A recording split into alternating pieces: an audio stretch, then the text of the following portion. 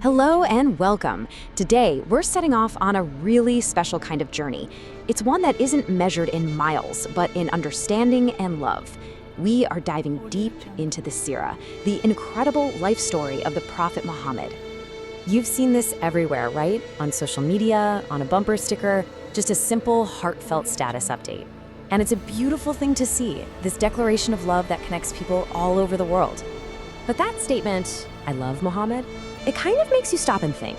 It brings up a much deeper, more personal question. Beyond just saying the words, how well do we actually know the person we're claiming to love? I mean, what was he really like? What did he go through? So let's get into it. Okay, so why is this so important? Well, it really comes down to human nature. We tend to imitate the people we admire. We do it all the time with celebrities, athletes, you name it. It's like we're just wired to follow an example. And the Seerah, well, it gives us the ultimate role model. And look, this isn't just a nice idea, it's actually a divine instruction. The Qur'an itself points us right to him.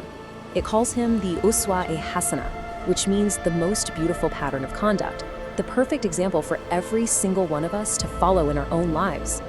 And when you look at the benefits, it's just wow. Studying his life is so much more than a history lesson. It's actually a condition for having complete faith. The more you know him, the more your love grows. It helps you understand the Qur'an on a totally different level, and it gives you a practical roadmap for living a better life. It can bring you comfort when things get tough, and it even gives you the knowledge to defend his honor. It really touches every single part of a believer's life. This right here is such a powerful way to think about it. You know, when you really truly love someone, you're curious about everything. What's their favorite food? What makes them laugh? How do they handle a bad day? Our love for the Prophet should spark that same kind of deep, genuine curiosity to know every single detail about him. All right, so we've talked a lot about why we should study it, but what exactly is Seerah? The word might sound a little formal or academic, but I promise you, its real meaning is way more personal and beautiful than that. The word itself actually gives us this amazing clue. Seerah comes from the Arabic root word sara, which means to travel or to take a journey. So when we study the Seerah, we're not just reading a book. We are literally traveling through the Prophet's life, right alongside him. And this is the absolute key. This journey is supposed to be stress-free.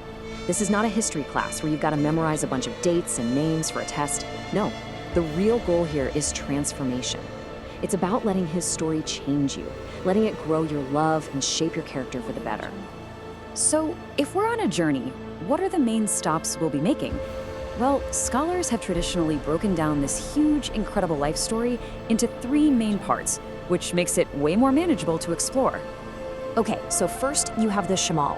This is all about what he was like as a person, how he walked, how he talked, the way he smiled, even what he looked like. Then you have the Maghazi, which covers the major expeditions and the struggles he faced. And third, there's the Ahwal, which explores all the different states he was in throughout his life, times of hardship, of joy, of loneliness, and of community. This all sounds amazing, right? But where do you actually begin? Because it's not just about grabbing the first book you see. It's really about preparing your heart and your mind for the journey that's ahead. You know, we can learn a lot from the etiquette of the great scholars of the past. They treated this study with so much respect. They'd find a quiet corner, they'd purify themselves. Some, like Imam Malik, would even perform wudu. They'd use nice scents because they knew the Prophet loved them. It's all about creating an atmosphere of reverence so you can really, truly connect. Now, think about this for a second. How was all this detailed information preserved for us? It's incredible. About 140 years after the Prophet passed away, a historian named Ibn Ishaq took on this massive project. He traveled all over, collected verified stories, and compiled them into the very first major biography. Then, a little while later, his student, Ibn Hisham, took that amazing work and made it even better. He refined it, he organized it, and he made sure only the strongest accounts were included. His version became so trusted, so factually solid, that it basically became the gold standard. It's the foundation for almost every Seerah book you'll find today. And yeah, that foundational work by Ibn Hisham is still a critical source. But for anyone starting out today, there are some other fantastic options. Ar-Rahiq al-Makhtoum, often called the Sealed Nectar, is a fantastic, comprehensive, modern classic. And if you're looking for a really beautiful literary version in English, Martin Ling's biography is considered one of the absolute best. So there you have it. We've talked about the why, the what, and the how. We've seen that the Seerah isn't just a history lesson. It's a guide, it's a comfort, it's a path to a deeper faith and a more profound love. Really, the only question left is the one right here on the screen. The journey is waiting for you.